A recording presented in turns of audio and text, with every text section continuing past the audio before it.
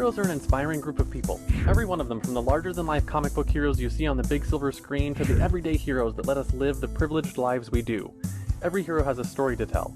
The doctor saving lives at your local hospital, the war veteran down the street who risked his lives for our freedom, the police officers and firefighters who risk their safety to ensure ours.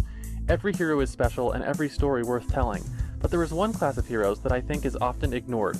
The entrepreneur, the creator, the producer, the ones who look at the problems in this world and think to themselves, you know what? I can fix that. I can help people, and I can make a difference. Then they go out and do exactly that by creating a new product or introducing a new service. Some go on to change the world, others make a world of difference to their customers. Welcome to The Hero Show. Join us as we pull back the masks of the world's finest heropreneurs and learn the secrets to their powers, their success, and their influence, so you can use those secrets to attract more sales, make more money, and experience more freedom in your business. I'm your host, Richard Matthews, and we are on in 3, 2, 1. Hello and welcome back to The Hero Show. My name is Richard Matthews. I am live on the line today with Chris Meade. Chris, are you there? Yes, I am. How's it going? Thanks for having me. Awesome. So glad to have you here, Chris. So Chris is got a really cool story. I'm looking forward to sharing with us and actually learning about it a little bit myself. But Chris has a bachelor's in film and video and interactive media from Quinnipiac University. And so you had your own film and photography company. And in 2017, you started a brand new sport called CROSSNET, the world's first four-way volleyball game. And you're now being sold in over a dozen retailers and Walmart, Target, Academy, Gopher Sports, and Flaghouse, a few others. Really look forward to hearing about that story. But before we get too far into it, what is it that you, Chris, are known for? What is it that you bring to the market? Why do people to buy your stuff? Yeah, 2017, my brother and our childhood best friend were sitting on the couch one night, and we're like, let's design a product. Let's make something. Let's invent something. Let's be entrepreneurs. And we invented a four-way volleyball net. We were watching ESPN highlights all night long and found that nobody was selling a four-way volleyball net, and it was kind of a crazy idea. Next day, we rigged up a net in our backyard. We made it, and here we are 2 years later selling in the biggest stores in the world. That's insane. So tell me, how did you get your start as an entrepreneur, right? Was this the first time you had an entrepreneurial like story? And we talk on this show all the time. Every hero has their origin story. We started to realize that you were different, that maybe you had superpowers and maybe you could use them to help other people. Where did you sort of start to develop and discover the value that you can bring to the world? Yeah, I went to school at Quinnipiac with a film degree. And film was just a big passion of mine. Film and photography, trying to just make beautiful content all the time. Taking pictures when I go on a walk with my girlfriend. Oh, I see the lighting here looks cool. Making those little stops. And I turned my film passion into a business. I was doing weddings, principal photography, real estate, all these different types of projects, which have really helped me with my second business, CrossNet, to take beautiful photos all the time and not have to pay somebody else to do it.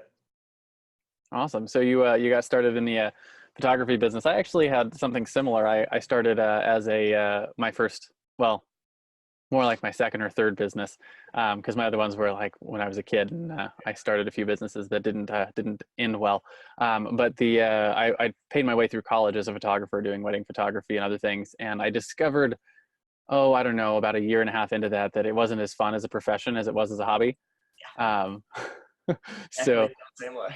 yeah. So it's more fun as a hobby. And, I've got like my fancy camera rigged up here to shoot this show, and I've got fancy lights up and everything. So I still like it all. It's just, it's just play stuff for me now. Yeah. It's more fun as a hobby. Yeah. I've like, and that's the only problem with it being a hobby is like, all the fancy gear that we want to get as photographers. I'm like, there's this $10,000 lens that I would love to buy, but I have no like financial justification for it. Exactly. So you probably feel me on that. Exactly. Awesome. So what I want to, the next question I have for you is about your particular superpower. What is it that you think you do or build or offer this world that really helps solve problems for people, the things you use to slay the world's villain? One of the things that I've started talking about with people is it's the one thing that you think you are better at than everyone else around you, that you really bring to the table in your business or your businesses. Yeah. I think having a level of just care for my employees. We're a small company, but we're rapidly growing. And also just being able to give autonomy to let people grow. I've learned really recently that if you're not good at something and somebody else brings a skill set to the team, let them flourish. I know that I'm not the best photographer in the world, so we've hired better photographers. I know I'm not a graphic designer, so let's hire graphic designers to flourish and tell me how to help my business grow. So I've been recently really just stepping back and letting people just show their worth rather than just trying to do everything. Yeah, it's a hard thing for business owners to get. I know it's one of the biggest struggles I had. Like I almost probably 11 years in my business running everything on my own and thinking that I could do it all the best. Yeah. And the moment I sort of let go of everything, which was a little over 12 months ago, my business quadrupled. Exactly. And we're on track to hit $1 million this year because of that, right? That Yeah, exact thing. exactly. Yeah, it's a scary feeling, but trusting other people that you find on the internet to help you. But I hired somebody yesterday just to help me fulfill orders. I was wasting a lot of my time fulfilling and printing labels. Like, we're on track to do $2 million. I shouldn't be wasting my time doing something so small like that. So it's been Yeah. cool to kind of outsource things. Yeah, it's trying to figure out what are the things that you are the best at that you can really bring to the company, and only Exactly. doing those things, right? My newest mantra for everything we build in our company is only do what only you can do. Right. And so if something that someone else can do, you need to hire it out. And then the same thing with your staff, you want to have them working at their highest and best as well. So don't have them doing things that could be done by automations or could be done by other things. So yeah, it's Yeah, really important it piece is. to learn. Yeah, it's a learning curve. So what's that trajectory been like? You said you went from 0 to 2 million in almost like 2 years. Yeah.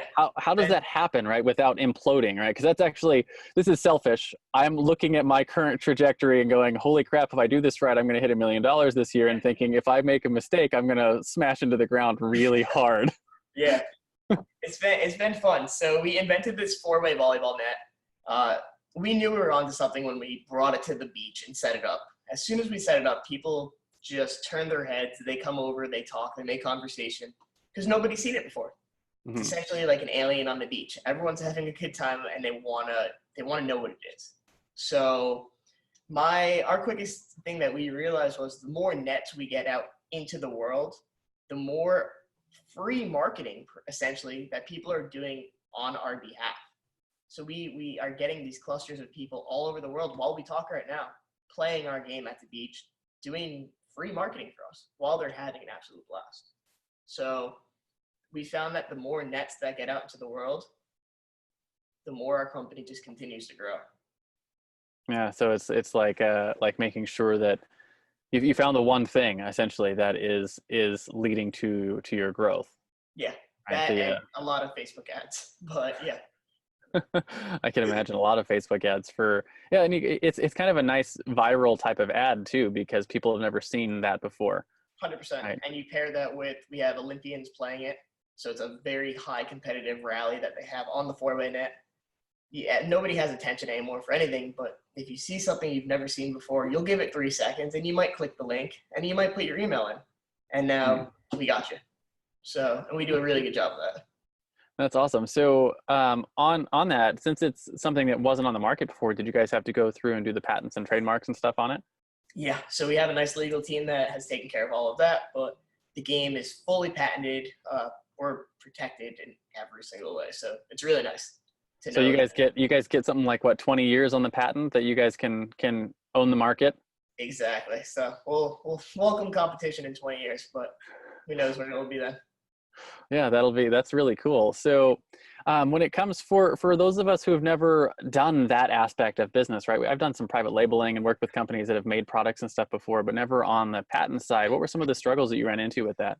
Yeah, well, fortunately for myself, I wasn't specifically on the patent side. My partner, Michael, kind of took the reins there, but we got the patent all sealed. Definitely was a process getting it all settled in the trademark in, but now that we have the patent and we've gone through all the processes, we're good to go. And it feels good knowing that we're protected. We have our kind of monthly or quarterly calls with like our attorney team just to make sure everything's good. But yeah, it was a stressful process, but we're covered. We have the patent on all of our packaging, so it's very. Did you guys have to wait until you got the patent before you started selling, or did you sell before the Yeah, so patent? we waited. We did not want to take a risk, so we waited until we had that patent completely secured before we started selling. Awesome. And so one of the other things that I know has been really important for companies growing is to sort of grow the vertical market. Meaning like if you're in the volleyball space, there's other things that volleyball players buy, right? I don't even know what those things are, but you know, volleyballs and other things. Have you started to expand the product line into other things yet? Or are you still Yeah, just selling the one product? so right now we're selling the one product. We're seeing that we're not only in the volleyball market, but we're also just in the recreational family market.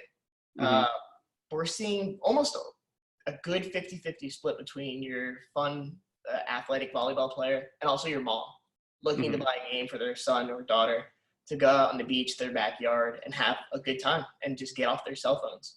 People need more and more excuses to get off the phone that's constantly in their hand. So we're selling it. The product's been going like crazy. It's been nice to focus just on one product and get the most out of that product before we Mm-hmm. branch off. But in 3 weeks' time, we're launching our indoor model. So right now, we've gotten into over 2,500 schools that are using CrossNet to learn volleyball. But the indoor model will allow people to play inside now, which is going to be amazing.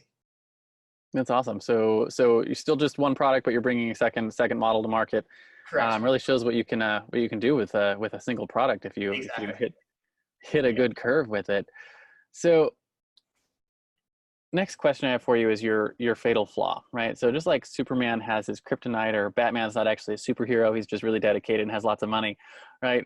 Something that you sort of have struggled with as a CEO of a business that you would either, or that you've had to work on, and you know, what is that? And I think more importantly, how have you worked on that so the people who struggle with something similar might learn from you? Yeah. Just to correct, I am the chief revenue officer, not the CEO. I'm just one of Oh, the okay. co-founders. But yeah, we all wear a lot of different hats. But essentially, one thing that we've had to struggle with, and a lot of entrepreneurs will learn, is patience. Patience, patience, patience. We're very young. We're 26 years old, and it's a completely self-funded company. So there's been times where we could have went out and went to a bank and asked for a loan, or gave away 50% of our company for a big loan to get inventory.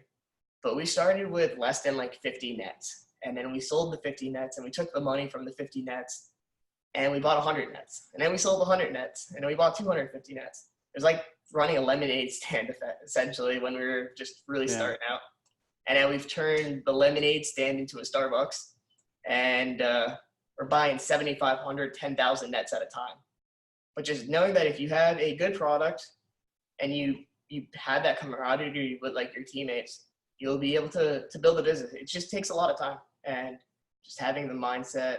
It was tough. It was really tough. There's a lot of times like, I'm not getting paid yet. Yeah. We're a year and a half in. Like, I need to get a paycheck. So finding ways to survive, it's been interesting. So that's one of the things that I always find really interesting. And like when I was a younger entrepreneur, I had the thought that anyone could be an entrepreneur, and realized that that was an incorrect thought.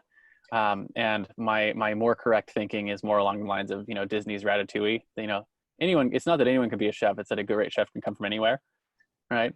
Exactly. Right. So that's sort of one of the things that I've sort of come up with, or you know, had to come to terms with, is that we're a different breed of people, willing to take risks and work for free, and do that kind of stuff. So just out of curiosity, how long have how have you been surviving and working for free, growing a company like this? Yeah. And when do you actually plan on pulling a paycheck from the Exactly. company? Yeah. Well, fortunately, we have actually just started pulling about, I want to say, 5 months ago. We got to profitability, paid our debt back, which was essentially debt to ourselves. So we all pooled money. We didn't ask for money from anybody but our own pockets, and nothing that we couldn't really afford. And then, yeah, like that photography passion, I've grown into a website development passion as well. I'm the one who created the website for CrossNet. I make all the tweaks, review all the analytics. So while we were building the business, I was working, building websites on the side. So one website, my rent's paid.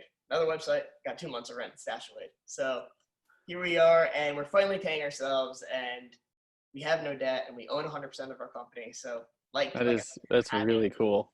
having that patience and just being able to survive till we got to this point. It's Yeah, really yeah. been Not a lot of people have that kind of intestinal fortitude to do that. Yeah. So It's good on kind of you fun. guys for making that a reality. I think the whole purpose of this show is that entrepreneurs make the world a better place, right? So like legitimately, it is super cool that you guys have done that, and you guys are actively working to make the world a better place with your products and your services, and taking the sacrifices to do that. So that's really awesome. So my next question for you is, it's gonna be a little interesting. It's your common enemy, right? And this is the one thing that you fight against with your customers, whether that is, the problems you have to overcome to get them to buy, or the big problem that you're helping them solve. What is some of the things that you struggle with regularly in with your clients? Yeah, price. Our product is $150, and it's expensive. Most people, I mean, most of our consumers don't have $150 just laying around to shell out for a recreational game. So we see a lot of our competitors in the outdoor games or beach market, $20, $50, $60 tops. So we Mhm. have this big jump from 60 to 150, which is a very difficult pain point of ours, but volleyball nets cost a lot of money. Most people buy one volleyball net and they might not even remember buying that volleyball net because they've had it for so long. Yeah. So, or it's at an institution, right? You roll up to the beach and the volleyball net's there. Nobody's really thinking about how much did it cost that beach or park to put that volleyball net in. So when they're actually buying it, um, yeah, it's a big selling point, and it definitely hurts with our conversion having that price point. But we are also a premium product. We might not be for everybody. We're for people who really love volleyball or want to learn how to play volleyball, or just looking for an awesome time with their friends, and they can set up the net in 5 minutes. So definitely some pain points come from selling a $150 product, but we've learned a lot too. So how do you overcome that price objection for the people who do buy? Because obviously you've sold $2 million worth of them, so you've got something going right. Yeah, So how has it been a marketing message, or what has been your solution to help overcome that price objection? yeah. I think so. One, when we were designing the product, we made sure that it was adjustable for height. So it's height adjustable for men, women, and children. So you could literally just remove a pole. So you set it up, there's poles on each side. If Hmm. you want full height, adult men's height, you use all the poles. You want women's height, you use 4 poles. You want children's height, you use 3 poles. So it's really easy just to pull the poles out and you set it up as you go. So having the flexibility when somebody purchases, oh, it's also not only for me, but it's also for my kids. And so that's a justification right there. We have really fun, enjoyable ads that we run that show how much fun it actually is. So there's kind of that FOMO of I'm missing out on the beach, and Yeah. my girlfriend's tanning for 10 hours. I can be having a blast with my friends, but now I'm on this towel board. So we definitely sell to that, who would be myself personally. And Yeah. then we also have sold to physical education teachers. Historically, I don't know if you remember playing volleyball in elementary school, but I just remember playing like 6-on-6 or 7-on-7 and just never getting the ball. I Yeah. was so bored just standing there waiting for the ball to come. I And remember that. now kids are playing on our CrossNet and they're getting spiked at and they're returning, but they're actually working on their skills. And now everyone's having fun, and the kids can't wait till it's CrossNet day in gym class, which is just a very rewarding feeling as an entrepreneur, knowing that people are playing CrossNet right now in Alaska. Like it's just wild. Yeah, that's really awesome. And I really like the take on the FOMO, right? The fear of missing out. And like I've seen some of your ads, and you can it's fun to have a product that is like ideally situated on a beach, which is where everyone wishes they were anyways, right? So Exactly. you just have like you have a default of like, if even if they don't live near the beach and they want to get the game, like in their head, you know, it's a beach game, and I can get close to the beach even if I've got it in my backyard on the grass. Exactly. Exactly. Yeah, exactly. That's exactly how Yeah, to message it. yeah, that's really cool. So the other side of that is your driving force, right? So just like Spider-Man fights to save New York, or Batman fights to save Gotham, or Google fights to index and categorize all the world's information, what is it that you guys are fighting for at CrossNet? We're fighting for fun, having fun, and just literally all it takes is 10 minutes to make your day better. I find that time and time again, and our messaging has changed as a company over time. But when it comes to me as one of the founders, CrossNet is the one time where I could put my phone in my backpack and not worry about my emails, not worry about my alerts, not worry about anything besides me and my 3 friends just having a good time for 10 minutes or maybe 2 hours. So making the world have more fun and also teaching a skill if you really want to take it from the volleyball standpoint, but we're all about fun. Yeah, yeah. I actually, one of the core tenets that we talk about all the time on this show is that a lot of entrepreneurs particularly struggle, I think, with the idea that I work in order to earn fun, right? In order to earn relaxation, without realizing that fun and relaxation and stuff like that is actually a foundational piece to actually being productive and getting good work done.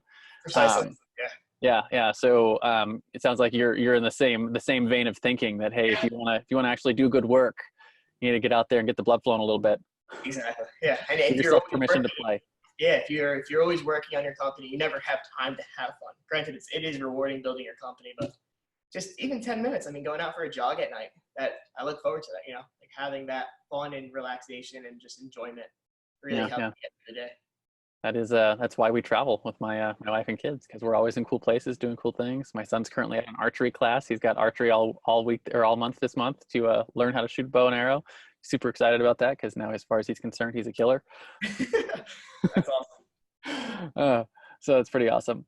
So I want to talk a little bit practically.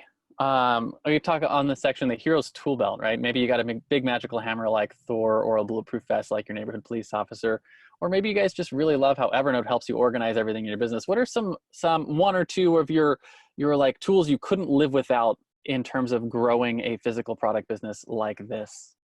Yeah, our warehouse. Our warehouse team is amazing. Shout out to my friend Kevin, my childhood best friend actually, who runs our warehouse up in Connecticut where we're from. If we didn't have this system of orders coming in, orders coming out, organization, we would cripple as a business. We're small but rapidly growing, and we go from 2 orders a day to a couple hundred orders a day, and that's a lot of labor. And if we didn't have like a really strong backbone of getting orders out, getting them shipped out, having UPS come in drones every day to pick up shipments, we would fail as a business immediately. So that is definitely our strongest part as a business. I can tell you that. So wait, maybe I missed that. Did you say UPS sends drones to pick up product? Like just herds of trucks every day. They're just sending so many trucks to come to our warehouse. So it's a really rewarding feeling. But if we didn't have that, yeah, I don't know how we'd survive. Customers are ordering now, and packages are out the door within 10 minutes. Wow, that's amazing. So how was your first big Black Friday, or second big Black Friday this year? Yeah, well, first big Black Friday, second Black Friday as a company. Yeah. Yeah. So how did that go for you guys? Did you guys handle it all right? Yeah. So far so good. I think almost every order has left the warehouse, to my knowledge. We're still getting tons of orders, but Black Friday was great. We were on the homepage of Target as one of their doorbusters. So that was incredible, getting an email saying, hey, do you want to be a doorbuster? Of course I want to be a doorbuster. So like, yes, I'll take 100,000 orders. Thanks. Yeah. So that was great. Yeah. It was a really rewarding feeling. We sold thousands of CROSSNETs, and just from last year's Black Friday compared to this year's Black Friday, it's just night and day. So just real quick question on that. How did you guys gauge the amount of inventory you would need for a big Black Friday sale like this, for your first big one? How did that go? How did you guys sort of make that? And did you do a good job? Yeah. To my knowledge, we did a good job. I'm very proud of the team. We definitely sold more units than we expected, but essentially we had placed, so we manufacture overseas. So we know there's a good 30 to 60 day lead time for manufacturing and shipping. Mm-hmm. And there's always hiccups that come up along the way. But effectively we had over 10,000 units in stock at our warehouse. We knew how much we were selling, and we just prepared. We made sure we had those purchase orders in months in advance. We made sure we had money in the bank months in advance for this situation. We almost like took Q3 off just to plan for Q4, because Q3 was just people are going back to school. People aren't outside as much after July. August kind of slowed down a little bit, and then we knew peak season was going to be just a few days ago. So all the work we did to prep for that, all the marketing, all the emails, everything just really helped us make sure we were right where we needed to be. Awesome. So is that it thinks it sets you up really well for next year, know exactly what you need to do? Yeah, definitely some learning lessons there, but yeah, we got all the inventory out, we got all the orders that we expected, and we had inventory left, which is great. And we have another shipment coming actually in a few weeks, so we should be good. So I know the joke is it's called Black Friday because companies are running in the red until they hit that day and then they're in the black for the rest of the year. Yeah. Were you guys already in the black this year or did that put you over the line? No, yeah, we've been profitable since June. Yeah, so we've been super. So it's all profitable. just gravy at this point. Yeah, it's all this money coming in, and yeah, we make sure. I mean, definitely the struggle of Black Friday has been our CPA.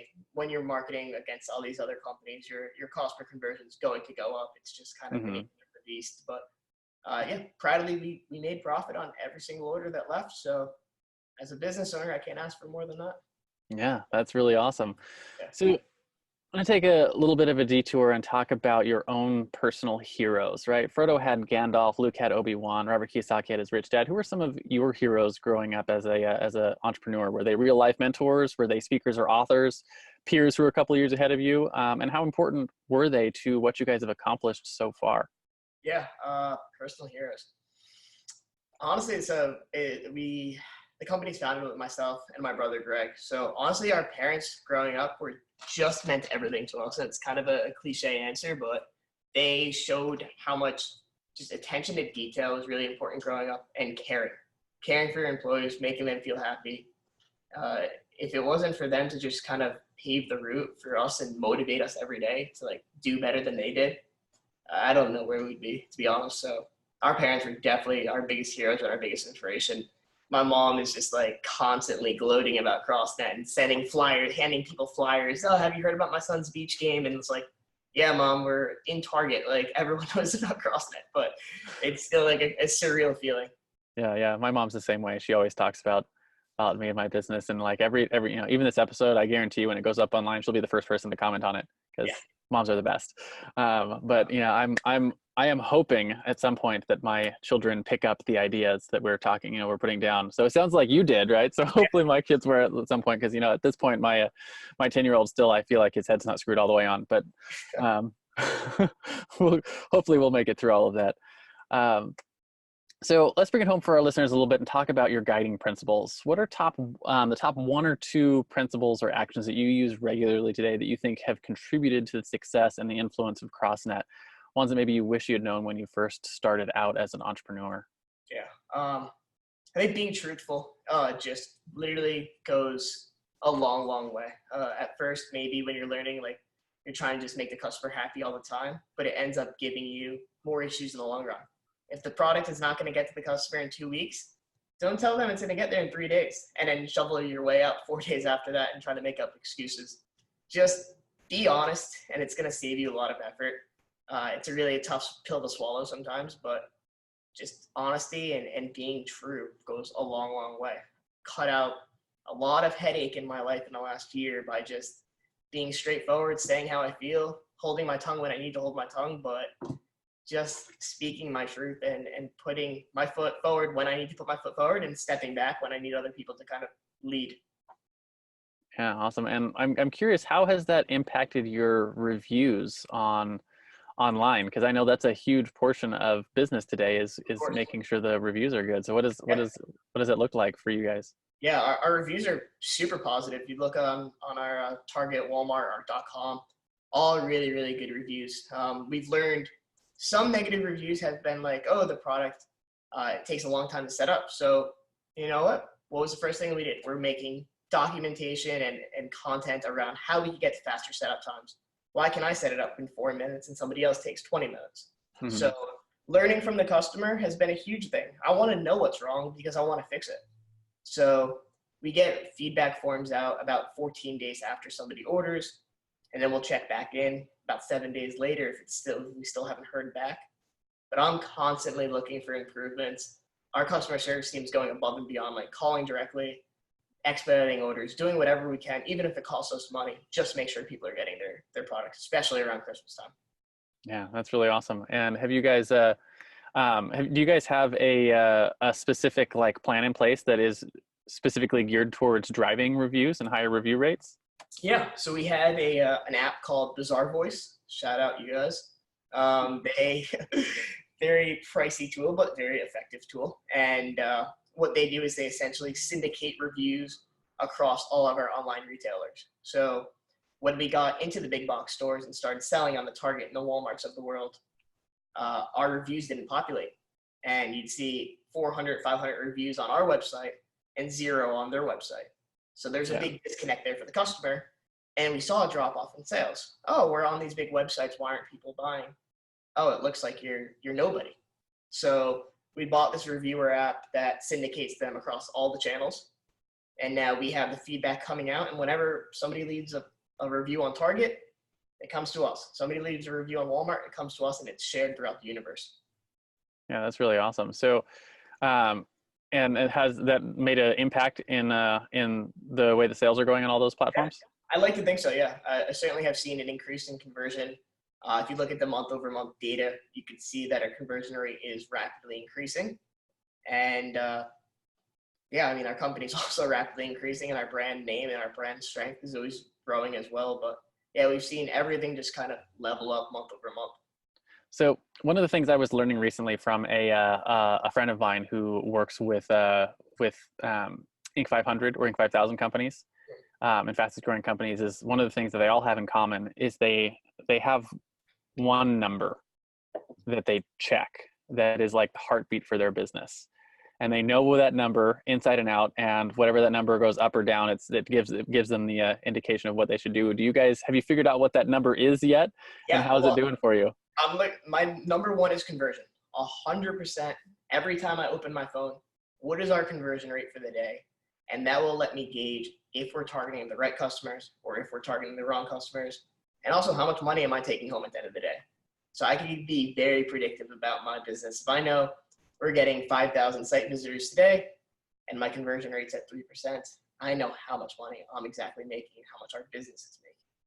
So when you talk about conversion rate, you're talking visitors to your webpage who turn into sales. So are you tracking that same conversion rate on like your Amazon page, your Walmart page, your Target page, or are you looking at that just on your page? So our .com is where we make the most money. So I'm primarily the most concerned about our .com.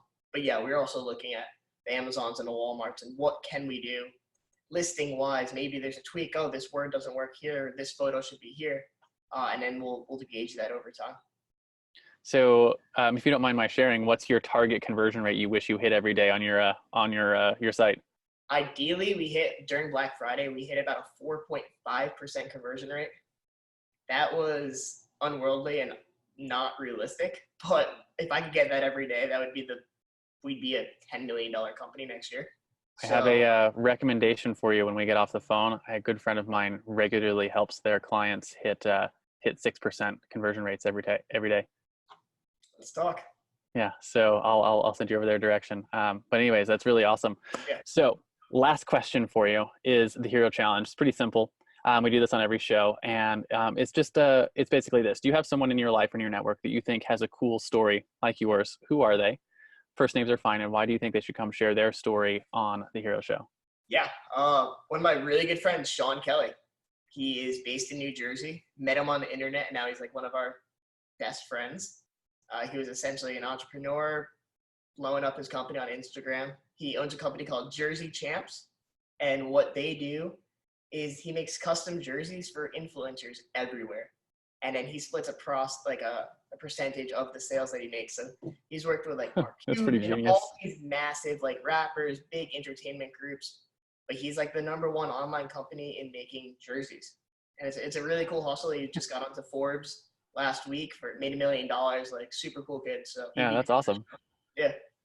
Cool. So that basically brings us to the end of our interview. So what I want to do real quick is first, thank you so much for coming on the show, Chris. It's been really cool hearing your story and hearing about CrossNet. Where can people find you if they want to pick up one of these nets? And then second question is, who is it ideal for? Who are the people that you think should absolutely pick up one of these nets and take them home and play with them? Yeah, check out CrossNet at crossnetgame.com, or you can follow us on social media at CrossNetGame. Perfect, honestly, for anybody who's looking, just have a good time on the beach, looking to be active. You don't need to be a professional volleyball player. I'm certainly not. None of our founders are.